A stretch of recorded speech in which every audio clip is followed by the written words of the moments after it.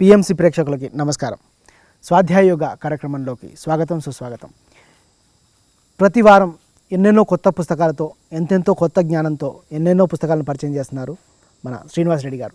ఎన్నెన్నో ఆధ్యాత్మిక కాన్సెప్ట్లపై మనకున్న అండర్స్టాండింగ్ని పెంచడానికి, మనకున్న అవగాహన పెంచడానికి ఎన్నెన్నో పుస్తకాలు అన్నవి మనకు ఉపయోగపడుతున్నాయి.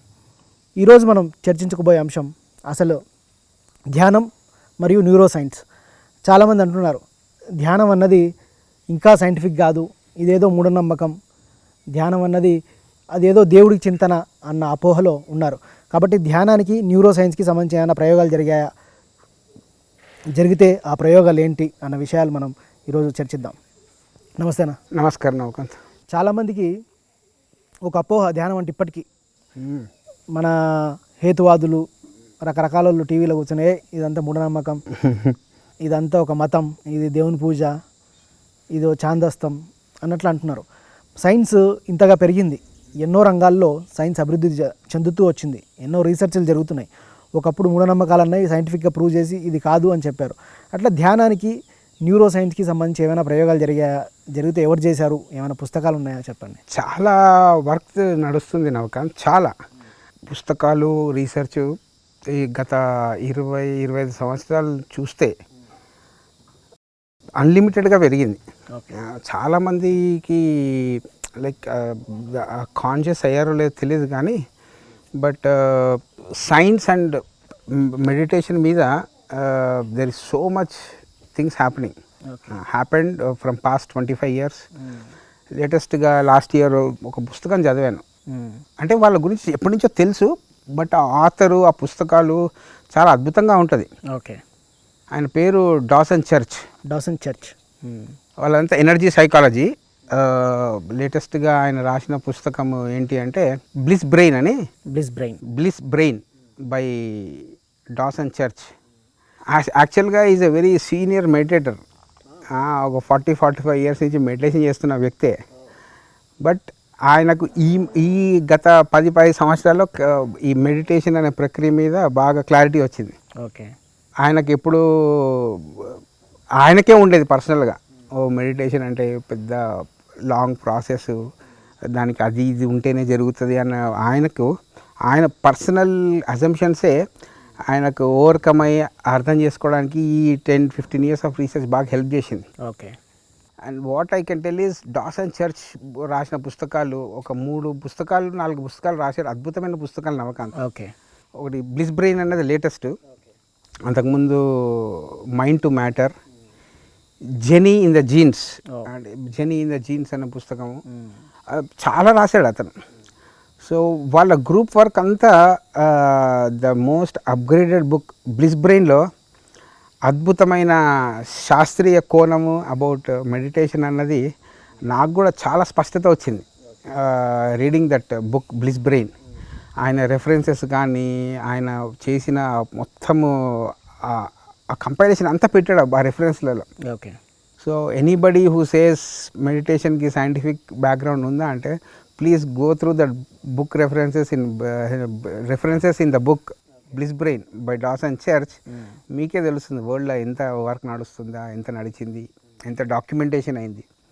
Everything is there in that book bliss Brain is about నీ రెసిలియన్స్ ఏంటి, నీ creativity and joy, how they are related with your meditation process. అది సైంటిఫిక్గా చాలా అద్భుతంగా రాశాడు నవకాంత్ ఆ పుస్తకంలో. ఓకే. అట్లా ఎంతోమంది ప్రయోగాలు చేస్తున్నారా యూట్యూబ్ పైన న్యూరో సైన్స్ మీద అథెంటిక్గా గ్రూప్ వేలో దాని యొక్క ప్రాముఖ్యత, దాని యొక్క పాజిటివ్ సైడ్, దాని యొక్క గ్రోత్ ఏంటి అన్నది వీళ్ళ వర్క్ చాలా బాగుంది. ఓకే. వీళ్ళు పర్టికులర్ ఏ ఏరియా మీద ఎక్కువ వర్క్ చేశారు?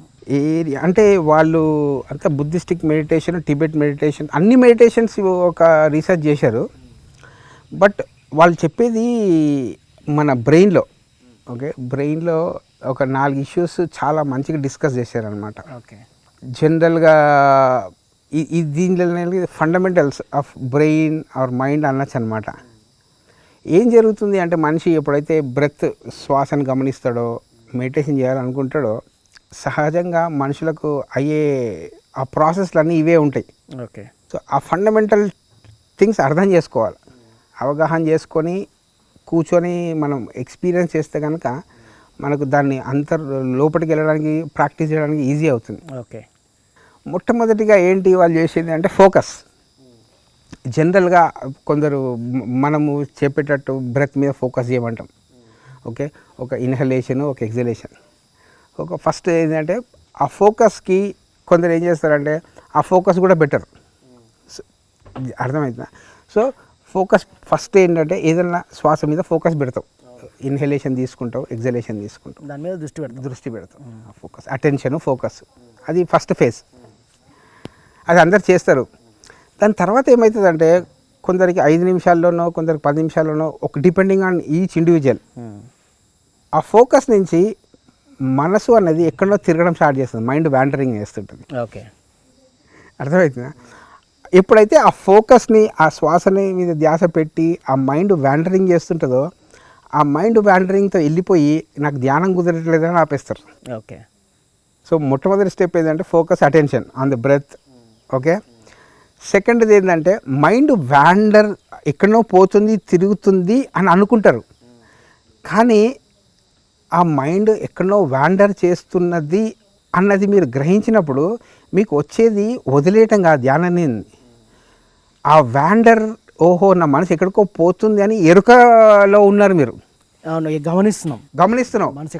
మనసు ఎక్కడికో పోతుంది అన్నది ఎప్పుడైతే మీరు ఆ విషయాన్ని గమనిస్తారు, ఎప్పుడైతే గమనించినరో మీరు ఆ మైండ్ వ్యాండర్ నుంచి మళ్ళీ ఫోకస్కి వచ్చేయాలి. గమనించినప్పుడు మళ్ళీ బ్యాక్ ఫోకస్ బ్రెత్ మీద, మెడిటేషన్ మీద, బ్రెత్ మీద ధ్యాస పెట్టావు.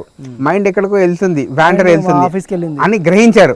ఆఫీస్కి వెళ్ళిందని తెలిసింది అన్నారు. గ్రహించగానే ఫస్ట్ ఆ గ్రహించిన దాంతో అట్లా తిరగకుండా యూ షుడ్, అయ్యో కాదు ఇది కాదు అని ఫోకస్ దీనికి వచ్చేయాలి, మరలా తిరిగి ధ్యాసకి వచ్చేయాలి.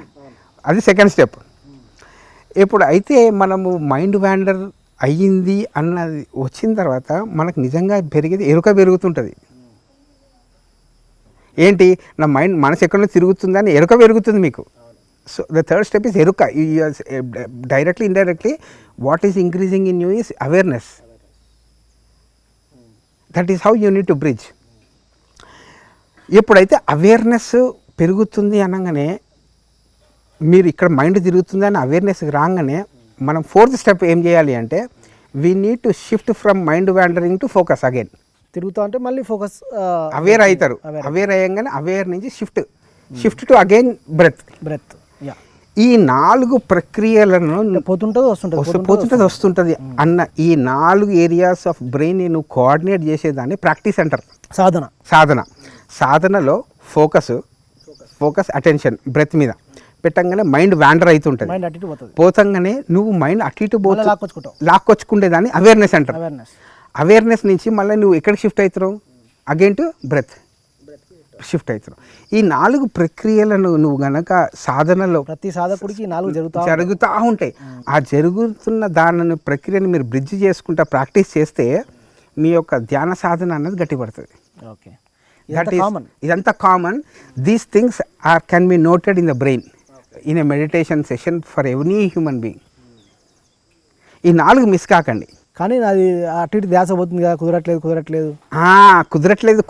అని కాదు, కుదరట్లేదు అని అవేర్నెస్ రాగానే again you need to shift to focus. So ఈ 4 ప్రక్రియలను గుర్తుపెట్టుకోండి. Focus, attention, mind wandering, 3 awareness. You are becoming aware that your mind is wandering. అది కనుక మీరు గ్రహించారు అంటే కనుక you will do the fourth thing, that you will shift to again breath, focus. ఈ 4 ప్రక్రియలు మీ యొక్క బ్రెయిన్ని కంప్లీట్గా ఆ మెడిటేషన్ సైకిల్ అనేది కంప్లీట్ అవుతుంది. పీపుల్ ఎవరైతే ఆ మెడిటేషన్ సైకిల్ని ఒక సిట్టింగ్లో చేస్తారో, అది ఎంత ప్రాక్టీస్ చేస్తే మీకు మీ మనసులో ఉన్న ఆ వీళ్ళ టర్మినాలజీలో ఏమంటారు అంటే డిఫాల్ట్ మోడ్ నెట్వర్క్ అంటారు. డిఫాల్ట్ మోడ్ నెట్వర్క్ అంటే మనం టెక్నికల్ టర్మ్స్, ఇసార్టిక్ టర్మ్స్, న్యూ టర్మ్స్లో మనము ప్రతిరోజు ధ్యానం ముందర ఎలా ఉన్నామో, ధ్యానం తర్వాత ఎలా ఉన్నామో ఆ సెన్సరీ మోడ్లోకి వచ్చేస్తాం, డిఫాల్ట్ మోడ్. అదే మనసు ఎక్కడో ఆలోచిస్తుంటుంది, నీ బాడీ ఒక దగ్గర ఉంటుంది, దాన్ని డిఫాల్ట్ మోడ్. ఆ డిఫాల్ట్ మోడ్ని నువ్వు అర్థం చేసుకోవాలి అంటే ఈ సాధనని ఈ 4 స్టెప్స్తో మీరు ప్రాక్టీస్ చేస్తూ ఉండాలి. ఇది జరుగుతూనే ఉంటుంది. జరుగుతూనే ఉంటుంది. సాధనలో భాగం ఏదంతా. సాధన భాగము. ఆ డిఫాల్ట్ మోడ్ని పట్టించుకోకుండా నువ్వు బ్లిస్ సైకిల్కి నువ్వు కాన్షియస్కి కావడానికి ఈ 4 మాత్రం గుర్తుపెట్టుకోవాలి. ఓకే. అది అద్భుతంగా రాశారు ఈ పుస్తకంలో బ్లిస్ బ్రెయిన్లో. ఓకే. ఏంది? Focus, mind wandering, awareness, shift. ఈ 4 పదాలు గుర్తుపెట్టుకుంటే మీకు ఒక మెడిటేషన్ సైకిల్ ఏం చేస్తుందో మీ బ్రెయిన్ని మీకు స్పష్టంగా అర్థమవుతుంది. ఇంకా ఏం చెప్తారా న్యూరో సైన్స్? ఎప్పుడైతే ఈ సాధనని మనము ఈ మెడిటేషన్ ప్రాక్టీస్ని చేస్తామో, ఈ బ్లిస్ మాలిక్యూల్స్ అంటే ఏంటి అంటే ప్రతి ఒక్కరు కూడా 4 విషయాలు ఎంటర్ అవుతాయి. ఓకే. ఎప్పుడైతే మనం ఆ డిఫాల్ట్ నెట్వర్క్ నుంచి బయటపడతామో, ఏంటి ఆ 4 విషయాలు అంటే you will become more selfless, not more selfish. You become more selfless when you are doing right meditation. ఎప్పుడైతే నువ్వు సెల్ఫ్లెస్ అవుతావు, next thing comes is like you become more ఎఫర్ట్లెస్గా పనిచేస్తావు. ఎప్పుడైతే నువ్వు ఎఫర్ట్లెస్ ఇది చేస్తావో you will know what timelessness is. Selfless, effortless, timeless. Then 4th comes richness. What is richness is నువ్వు రోజంతా అవేర్ స్టేట్లో, రోజంతా ఆ స్టేట్లో ఉండడమే రిచ్నెస్. రిచ్నెస్ అంటే not that richness. It's like నీ బ్లిస్ మాలిక్యూల్స్ నీ యొక్క బ్లిస్లో రిచ్ అవుతావు అనమాట. That is what they call it as richness. So these 4 things are like once you practice meditation scientifically, the brain can see these 4 things can be. All these experiments, all these things are documented in this book called Bliss Brain. Okay. And గ్రూప్లలో కూడా ఈ experiments చేసి 50 years 50 సంవత్సరాల ధ్యాన సాధన చేసిన వాళ్ళు 50 సెకండ్లలో how they could gain that bliss molecules in their bliss brain, they have documented in this book. కొన్ని ఎగ్జాంపుల్స్ ఏమైనా చెప్తారా? ఈజీగా అర్థమవుతాయి. ప్యాటర్న్స్ని స్టడీ చేశారు నవకాంత్. ఆ ప్యాటర్న్స్ని స్టడీ చేసినప్పుడు ఇది థాట్ ప్యాటర్న్స్ని, బ్రెయిన్ ప్యాటర్న్స్ అన్నీ ఈజీగా దాన్ని రీప్యాటర్నైజ్ చేయడం అన్నది డాక్యుమెంటేషన్ గ్రూప్లలో చేశారు. అలవాట్లు కానీ, ఓకే, అన్హ్యాపీనెస్ కానీ, సాడ్నెస్ కానీ, ఓకే, ఇవన్నీ మార్పులు within 10 minutes 20 minutes or with minimum 5 సిట్టింగ్స్లో జరిగిన అనుభవాలు ఎన్నో డాక్యుమెంట్ చేశారు. అప్పట్లాగా 10,000 గంటలు కూర్చోవాల్సిన అవసరం లేదు ఇప్పుడు స్టడీకి. ధ్యానం నుంచి వచ్చే ఫలితాలు చూడడానికి తొందర 20 నిమిషాలు తెలిసిపోతుంది. ఆ డాక్యుమెంటేషన్ ఈ పుస్తకం అనమాట. అండ్ 99% మందికి ఇది ఏదో ధ్యానము అన్నది అపోహ. ఓన్లీ 1% మందికే దాని మీద ఎక్కువ మక్కువ చూపెట్టేవాళ్ళు. ఇప్పుడు అది రివర్స్ అవుతుంది. Okay. All this 1% is slowly increasing. ఈ అపోహలు అన్నీ పటాపంచలై ఈ ఆధ్యాత్మిక వాస్తవాలన్నీ ఈ పుస్తకంలో చాలా శాస్త్రీయంగా రాశారు. అందుకోసమే ఈ పుస్తకం మనం ఇంట్రడ్యూస్ చేస్తున్నాం. ఏంటంటే బ్లిస్ బ్రెయిన్. ఓకే. ఆనందం అని కూడా అనలేము. లైక్ ప్రతి మనిషిలో కూడా తన లోపలనే ఒక పరమాణ ఆనందమైన స్థితి ఉంది, స్థాయి ఉంది, ఒక స్టేట్ ఉంది అన్నది చేసేదే ధ్యానం. దాన్ని వీళ్ళు ఒక పేరు పెట్టారు. దానికి ఒక పేరు ఏంటంటే ఈకో మెడిటేషన్ అంటారు. ఈకో మెడిటేషన్ ఏంటి? ఈకో అంటే న్యాచురల్ మెడిటేషన్ అని, ఇకలాజికల్ మెడిటేషన్. ఈకో అంటే నీ లోపలనే ఉంది ఈకాలజీ, బయట లేదు అని చెప్పే పుస్తకమే ఈ బ్లిస్ బ్రెయిన్. బుద్ధుడి శాస్త్రం కూడా సేమ్. ఇప్పుడు ఇంకొక అతి ముఖ్యమైన పాయింట్ ఏంటి అంటే పుస్తకంలో మనం ధ్యానంలో కూర్చున్నాము, ధ్యానం చేసిన తర్వాత ఒక అరగంటనో మీరు ఎంతో సమయం కేటాయిస్తారు. అది కాదు ముఖ్యము. ఆ మిగతా 23.5 గంటలు కూడా మీరు ఆ స్థాయిలో ఉండడానికి తయారు చేసేదే నిజమైన ధ్యానం. అంటే 1 గంట సేపు ధ్యానం చేస్తాం, తర్వాత మళ్ళీ మామూలు అయిపోతాం. మరి అట్లా కాకూడదంటే అట్లా కాకూడదంటేనే అదే క్లియర్గా రాశారు నవకాంత్. ఒక నిచ్చెన, ఇప్పుడు నేను ఈరోజు ధ్యాన సాధనలో 4 మెట్లు ఎక్కా. ఓకే. ధ్యానం అనే నిచ్చెన మీలో ఈరోజు ధ్యాన సాధన 1 గంట సేపు చేసి 4 మెట్లు ఎక్కా. ఆ గంట సేపు తర్వాత మళ్ళీ నేను 4 గంటలు దిగిపోయా. అవును. ఓకే. మళ్ళీ రేపు పొద్దున్న నేను ధ్యానం సెషన్ స్టార్ట్ చేసినప్పుడు ఏ మెట్టు నుంచి మొదలు పెట్టాలి? జీరో. మీరు ఈరోజు నేను ధ్యానం చేశాను 1 గంట, 3 మెట్లు ఎక్కా. నేను మిగతా 23 గంటలు కూడా అవేర్గా ఆ 3వ మెట్టు మీద ఉంటే రేపు పొద్దున్న నేను ధ్యానం చేస్తే ఆ 3వ మెట్టు నుంచి 6వ మెట్టుకి ఎదగచ్చు అన్న అవగాహన ఎవరికి రావాలి? అంటే ఈ 23 గంటల అవేర్నెస్లో ఉన్నోడికి ఎందుకు మళ్ళీ మనము ఆ స్టేట్లో ఉండగలము అన్నది ఆ ఫోకస్, ఆ మైండ్ వ్యాండరింగు, ఆ అవేర్నెస్, ఆ షిఫ్ట్ని మనం కనుక గుర్తు తెచ్చుకుని దాన్ని సాధన చేస్తే వీ కెన్ ఆ నిచ్చెన మీద ఎప్పుడు ఎక్కచ్చు. నిచ్చెన ఎప్పుడైతే ఎక్కలేమో ఎప్పుడు కూడా మొదటి మెట్టు నుంచే మనం ఎక్కుతున్నాము అన్న ఫీలింగ్లో ఉండడమే మనకు వచ్చే ఆ ఎగ్జాస్ట్ అయిపోతాం. ఓకే. సో ఒక రోజులో 24 గంటలు ఉంటాయి. ఓకే, ఆ 24 గంటలకి కంప్లీట్గా నువ్వు ఆ స్టేట్లో ఉన్నావు అనుకో, ధ్యానం చేసినప్పుడు ఆ స్టేట్ వస్తుంది. ఆ ధ్యానం చేసి మళ్ళా నువ్వు ఆ డిఫాల్ట్ మోడ్లోకి రాకుండా ఉంటే కనుక నువ్వు ఆ స్టేట్లో ఉండొచ్చు. అయితే నేను గమనించింది ఏంటంటే పర్సనల్గా మెడిటేషన్ చేస్తాం కదా, మెడిటేషన్ 1 గంట సేపు చేసిన తర్వాత ఒక గంటన్నర ఒక బ్లిస్ అట్లా ఒక ఫీల్ అట్లా ఉంటుంది.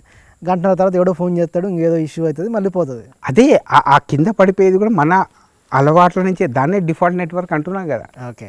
దాంతో పడకుండా నువ్వు ఆ స్టేట్లోనే ఉన్నావు అనుకో, మళ్ళీ ఉండాలంటే ఏం చేయాలి? ఉండాలి అంటే ఏం చేయాలంటే కింద పడకుండా ఉండాలి అంటే ఈ 4 గుర్తు చేసుకుంటూ ఉండాలి. ఇప్పుడు నేను ఏదైతే డీఫోకస్ చేస్తున్నాయి, నువ్వు స్కాటర్డ్ అయిపోతున్నావు. నువ్వు స్కాటర్డ్ అయిపోతే నీకు మెంటల్ ఎనర్జీ ఉంటుంది నవకాంత్, నీకు మైండ్ కలిసికట్టుగా ఉంటే ఎనర్జీ ఉంటుందా? కలిసికట్టుగా ఉంటుంది. ఎందుకు మళ్ళీ స్కాటర్డ్ అయిపోయే పనులు ఎందుకు చేస్తావు? ఎవరు చేయమన్నారు? నేను తప్పదు, చేయాల్సి తప్పదు. అదే తప్పదు అన్నది అలవాటు. ఆ అలవాటుని రీహాబిట్ చేసుకో. ఓకే. దాన్నే రీమోడలింగ్ అంటారు.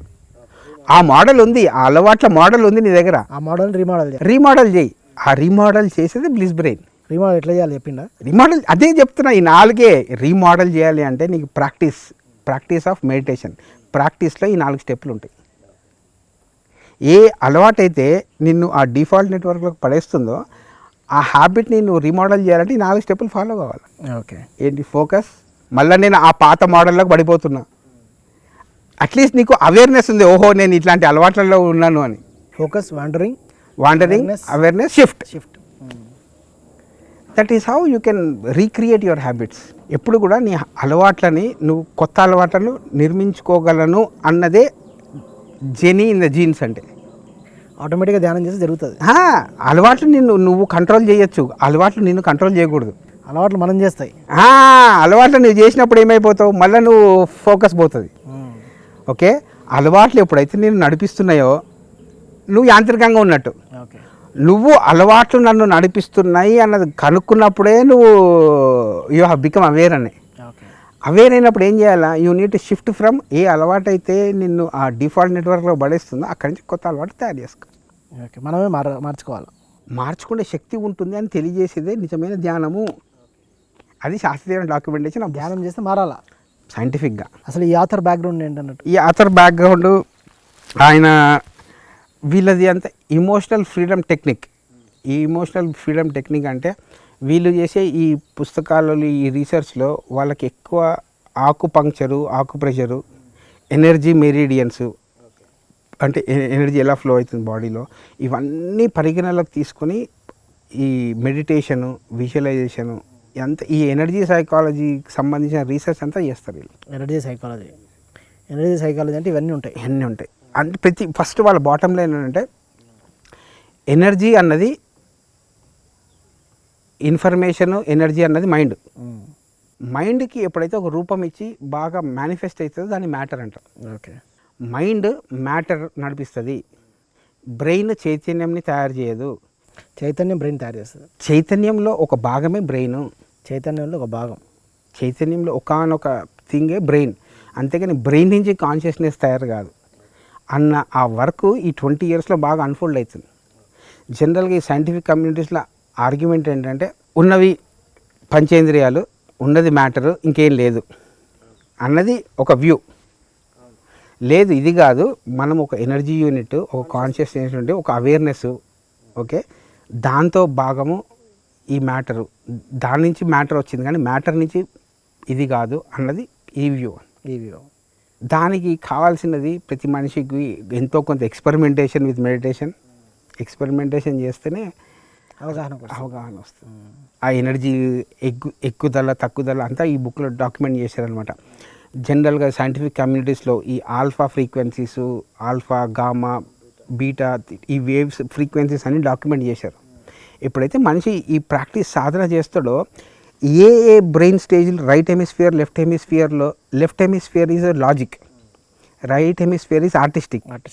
ఈ రెండింటిని కోఆర్డినేషన్ జరగటము ఏంటి, ఎలా మనం ఫ్లోలో అంటే నిజంగా నేచర్ లాగా ఫ్లో అయిపోయి ఎట్లా మనం సొల్యూషన్స్ తెచ్చుకుంటాం ప్రాబ్లమ్స్కి, ఇవన్నీ డాక్యుమెంట్ చేసేదాన్ని. ఇవన్నీ జరిగాయి, బ్రెయిన్ మార్పులు ఇవన్నీ డాక్యుమెంట్ చేశారు ఈ పుస్తకంలో. అంటే ధ్యానం చేస్తే ఎట్లాంటి మార్పులు వస్తాయి, ఏ స్టేట్లో ఎక్కువ ఉంటారు. జో డిస్పెన్సా గారి దాంతో కూడా ఈయన వర్క్షాప్లో కూడా వీళ్ళంతా క్యాలిబ్రేట్ చేశారు ఇవన్నీ. జో డిస్పెన్సా కానీ, టిబెటియన్ మెడిటేషన్స్ కానీ, బుద్ధిస్టిక్, తావు, అన్ని జెన్ మెడిటేషన్స్, అన్ని మెడిటేటర్స్ యొక్క బ్రెయిన్ వేవ్స్ని స్టడీ చేసి డాక్యుమెంట్ చేసిన పుస్తకం బ్లిస్ బ్రెయిన్. ఓకే. సో ఈ రెఫరెన్స్లు కనుక మీరు చూస్తే ఆ ధ్యానం చేస్తే మనిషికి భౌతికంగా కలిగే లాభాలు అన్నీ ఉన్నాయి నవకాంత్. అలవాట్లను ఎట్లా మార్చుకోవచ్చు, ప్రాబ్లమ్స్ నుంచి హ్యాపీగా ఎలా ఉండవచ్చు, సాడ్గా ఉండకుండా హ్యాపీగా ఎలా ఉండవచ్చు, ప్రాబ్లమ్స్ వచ్చినా సరే అది ఇమోషనల్ రెగ్యులేషన్, ఇమోషన్స్ ఎలా కంట్రోల్ అవుతాయి, ఇమోషన్స్ని బాగా ఎలా అర్థం చేసుకుంటాం. ఓకే. మళ్ళీ ఇంటర్పర్సనల్ రిలేషన్షిప్స్లో ఇంప్రూవ్మెంట్, ఓకే, పర్సనల్ రిలేషన్షిప్స్లో ఇంప్రూవ్మెంట్, సొసైటీకి ఏదైనా మంచి చేయాలి అన్న ఆ కుతూహలము, ఆ ఎంతూజియాజము, యాక్టివిజం రావటం ధ్యానం చేస్తావు. ఎందుకంటే ఎప్పుడైతే ధ్యానం చేస్తావో ఒక గ్రూప్లో పనిచేస్తున్నప్పుడు నీ ఎఫిషియన్సీ, నీ నైపుణ్యం పెరుగుతున్నది డాక్యుమెంట్ అయింది అనమాట. నీ నైపుణ్యం పెరుగుతుంది. ఎప్పుడైతే నైపుణ్యం పెరుగుతుందో నీకు అవుట్పుట్ బాగా వస్తుంది. ఇట్లా ధ్యానం వల్ల ఫిజికల్ లైఫ్లో ఎన్ని లాభాలు ఉన్నాయి అన్ని డాక్యుమెంట్ చేసిన, కాన్సన్ట్రేషన్ పెరుగుతుంది, అది చేసి అది ధైర్యంగా రావటం. ముందు ఈ పుస్తకంలో ఫస్ట్ స్టార్టింగ్ రాయటమే వాళ్ళ పనిచేసే ఎన్విరాన్మెంట్ వాళ్ళ అంతా కాలిపోతుంది. కాలిపోయిన తర్వాత ఆయన ఆ రీసెర్చ్ని కంటిన్యూ చేస్తాడు అనమాట గ్రూప్ వర్క్లో. ఓకే. ఆ గ్రూప్ వర్క్లో ఎప్పుడైతే కంటిన్యూ చేస్తుందో ఈ మంచి ప్రోడక్ట్ బయటకు వచ్చింది. 2020లో ద బెస్ట్ బుక్ అవార్డు వచ్చింది బ్లిస్ బ్రెయిన్కి. ఎవరు దీని పబ్లిషర్స్ అంటే ఇండియాలో Hay House, okay, but world wide they are all చాలా మంది పబ్లిషర్స్. ఇండియాలో మాత్రం హే హౌస్. ఈ బుక్ కూడా దొరుకుతుంది, కిండిల్ వర్షన్ కూడా ఉంది. ఓకే. ఆయన పుస్తకం అందరూ చదవాలి. డాసన్ చర్చ్ ఆయన పేరు. బ్లిస్ బ్రెయిన్ కనుక చదివితే ఒకటి మాత్రం మనము 100% కాన్ఫిడెంట్గా ఏం చెప్పగలం అంటే మీకు సైంటిఫిక్ ఎనర్జీలో అన్ని ఆన్సర్స్ దొరుకుతాయి ఆ సైంటిఫిక్ కోణంలో. ఆ పుస్తకంతో మీరు ఒక 20 గంటలు కూర్చుంటే సైంటిఫిక్ ఆన్సర్స్ అన్నీ మొత్తం ఆ రెఫరెన్స్ లెవెల్, ఆ బుక్ వెనుక ఉన్న రెఫరెన్స్లు చూస్తే చాలా నమ్మకాంత్ నీకు ఎంత క్లారిటీ వస్తుందంటే మళ్ళీ మనము we can cross check everything. అన్ని రెఫరెన్స్లు ఇచ్చాడు, అలవాట్లు కానీ అన్నీ మొత్తం దగ్గర ఒక 400-500 రెఫరెన్స్లలో online you can go and see the documents through year. మీ కళ్ళతో మీరు చూసే నమ్మండి అన్నది మాత్రం మనము కాన్ఫిడెంట్గా చెప్పగలం. Thank you very much Srinivas Reddy గారు. ఈరోజు మనం ఈ ఎపిసోడ్లో బ్లిస్ బ్రెయిన్ అన్న పుస్తకం గురించి తెలుసుకున్నాం. ధ్యానం చేస్తే సైంటిఫిక్గా మన లోపల ఎట్లాంటి మార్పులు వస్తాయి, అసలు ధ్యానం అంటే ఏంటి అని చెప్పి చాలా చక్కగా చెప్పారు. ధ్యానం చేసినప్పుడు ఎట్లాంటి ఆలోచనలు వస్తాయి, మళ్ళీ తిరిగి ఎలా రావాలి, అవేర్నెస్లోకి రావాలి, షిఫ్ట్ అంటే ఏంటి, ఇలా ఎన్నో అద్భుతమైన విషయాలు తెలియజేయడం జరిగింది. కాబట్టి ధ్యానాన్ని సైంటిఫిక్గా లోతుగా అర్థం చేసుకోవాలంటే మాత్రం ఈ పుస్తకం చదవాలి అని చెప్పి శ్రీనివాస్ రెడ్డి గారు చెప్తున్నారు. కాబట్టి మనం కూడా సైంటిఫిక్గా మెడిటేషన్ గురించి పూర్తిగా మనం తెలుసుకోవాలనుకుంటే కనుక ఈ పుస్తకాన్ని అందరూ తప్పకుండా చదివి తీరాలి. ఈ పుస్తకాన్ని మనకు పరిచయం చేసి ఈ పుస్తకంలో ఉన్న జ్ఞానాన్ని అందించిన శ్రీనివాస్ రెడ్డి గారికి మీ తరపున నా తరపున కృతజ్ఞతలు. Thank you very much. నమస్కారం.